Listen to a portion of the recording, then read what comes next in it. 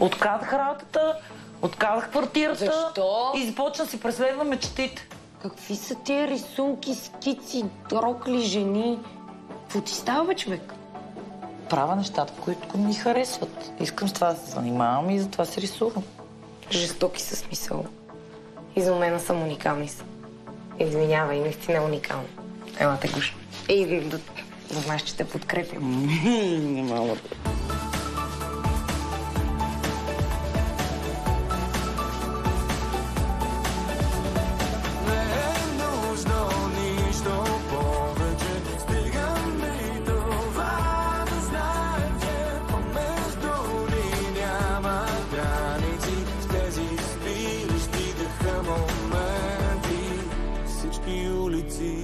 Водят към теб.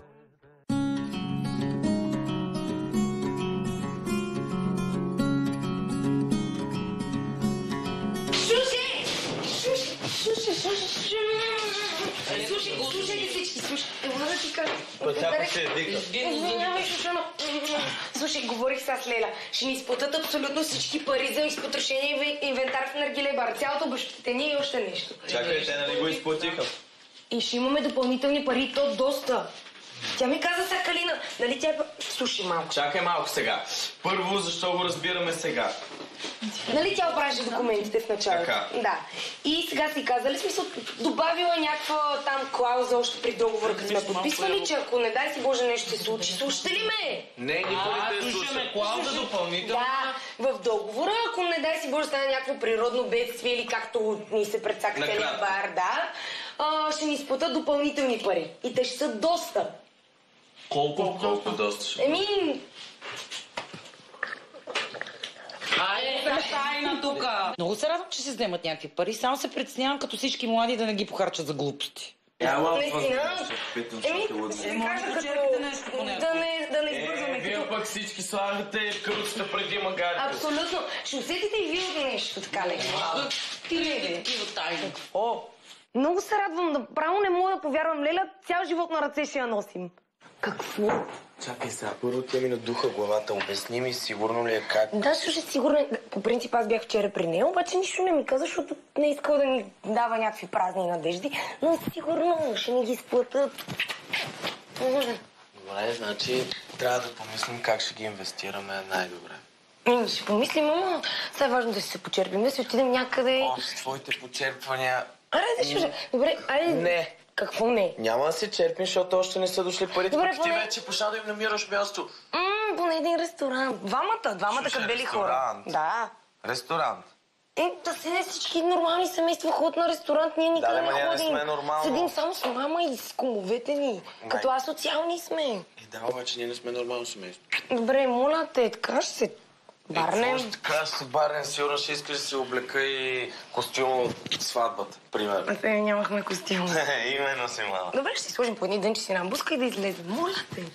Едно ресторанче няма да те вода в най-скъпия.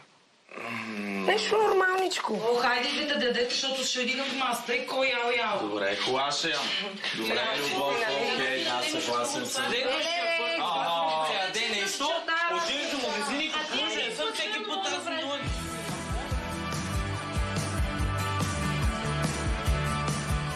Абе, много си красива, бе. Много хубави очи имаш. Я да ги видя тия хубави очи. Леле, тези мигли, тези гърди изписани. Миличък, много хубави комплименти ми правиш рано сутрин. Какво? На кучето ли ги правиш този комплимент? Аз реших, че си решил да ме зарадваш, да ми кажеш колко съм хубава, колко ме обичаш. Добре, виж сега, тя е моята принцеса, но ти си моето закровище. Така че... Става, не знам. Виж колко е красива. За къде си на Киприл така? Не, какви са тези сериозни неща? Такава диадема. Да не ходите на кучешка среща. Не, слушай сега, получих покана за да ходим на състезание. То е конкурс за красота, общо взето. За кой? За Яна? Знаеш ли Яна? Да.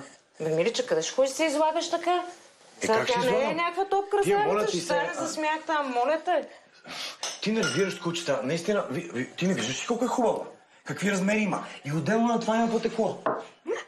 Не, ти не знаеш. Сериозно искам да ти покажа паспорта. Баба й, майка й... Леля й и стринка й. Не, аз сериозно ти говоря. Те са били Добре, бе, Баба е в далечното минало е била в Френския двор. Значи тя идва от сериозно потекло. Не, виж Френския двор колко кози не оставил. Добре, ти наистина няма смисъл да ти обяснявам. Не, ти просто ще стресираш кучето, се прибереш и ти разочарован, защото тя няма да спечели. Добре, стига. Ще се стресираш. Оставям те. Диадемката ти забрави. Красавица, дай я. За конкурс. Добре, че целуна първо мене, а после кучето. Поне като нямах комплименти и това си е нещо. А диадемата? Я да видя. Отива ти.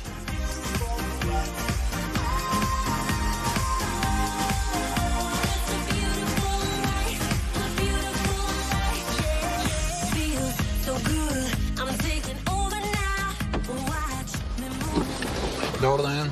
Добър ден. За граф. За граф. Добре.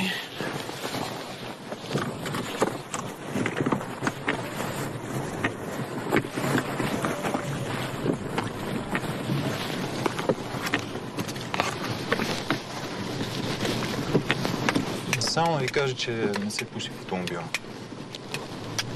Защо да не се пуши в автомобила? Автомобила мирише на цигари. Защо да не мога? Да, мирише на цигари в автомобила. Искам да ви убедя, че в този автомобил не се е пушило Всички никога. бакшиши пушите в колите си. И като се качим клиентите ни питате изобщо дали може да се пуши. Госпожо, вижте, не знам при другите колеги как е, но тук в тази кола не се пуши, ще ви помогна да изгасите цигарата. Не, няма да гася цигарата. Вижте сам. Аз си плащам за да се вози. Ако искам да пуша, ще пуша. Това, че си плащате, няма нищо общо. С това ви Напротив, казвам съвсем има нормално, общо. че не се пуши. Да, Ако но искате тук да мирише на пушите... цигари. Във всички коли, Еми на да, всички вече мирише на бакшиши цигари, мирише на както цигари. си запалите цигарата, да мирише на цигари. Сега ще спре тук. Ако искате да Сега за пушите... това ще закъснея за излезте работа. вънка и си Ще пушете. запиша номера, виж, ще се оплача във фирмата. Запишете го. Да, ще го това е запиша. политика на фирмата. Успех, оплаквайте се там, ако искате. Супер! От сутринта само гради удрим. Един читав не се качи.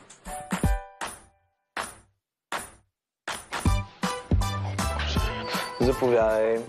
Ето и сокчето, приятно четене. Арсене, здрасти. Здрасти, Марина. На къде си тръгнал с това оборудване? Ами идвам да почистя малко. Ама, аз съм чистил от сутринта, като отворих пък и... Да, има клиенти и не става. Арсене, няма да преча на клиентите. Плюс това, твоето чистене с моето чистене няма нищо общо. Със сигурност. Да, аз по-добре го правя.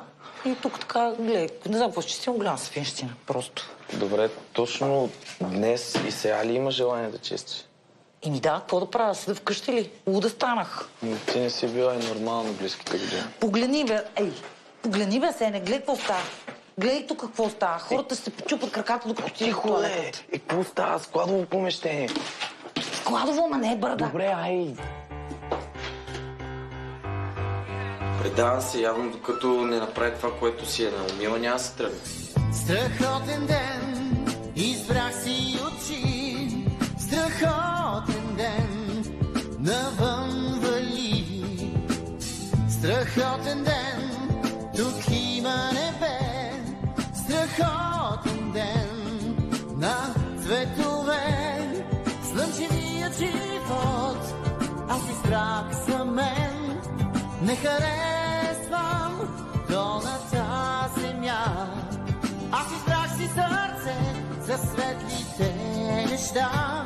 Аз избрах страхотен ден. То пък Асен, аз съм дошла тук на крака да му помогна, той ми киселе. Слънчевият живот, аз избрах за мен. Не харесвам долната земя. Аз избрах си сърце за светлите неща. Аз избрах... Здравейте. Здрасти. Обадихте ми се, че има някакъв проблем днес станало. Какво се е случило? Да, има проблеми и то какъв. При още един такъв подобен случай прекратявам договора с вашия автомобил. А защо? Какво е станало? Одеве идва една клиентка, плаче, отправил си неприлични предложения. Моля? Искал си я да я водиш в вас. Къде се намираш ти? Ма няма такова нещо. Как може да си позволиш такова държане? Ма не се е случило такова нещо въобще. Няма такъв случай при мене. Чакайте, днеска се качи една луда при мене. запали цигара веднага с качването и аз съвсем учтиво помолих, казах и, че не се пуши в колата. Тя учтиво. Как учтиво я помоли? С ръка на бедрото? Не, няма такова нещо. Сега ще ви обясня цялата история. Казах и, че не се пуши в колата. Тя обаче продължи да си пуши и каза, че... Моля ти се, спри. Спри. Ма не искам да се обяснявам, просто ви казвам какъв е случая. Това е единствената ненормална, която се качи днеска. Ако тя е подала оплакването, нищо не се ми направи на тази жена. Не искам да те слушам, ти си бил затворник. Какво искаш да ми кажеш, че попадна в затвора на хора и стана човек? Не, това е несериозно да го говорите. В момента, да, наистина попаднах в затвора. Обаче, аз съм невинен за това нещо. Заявявам ти при още един такъв подобен случай, прекратявам договора с вашата кола и точка. Добре, окей. Потресен съм. Може ли да има такива хора? Хвърля ми някакви обвинения, само защото не съм ми дал да пуши.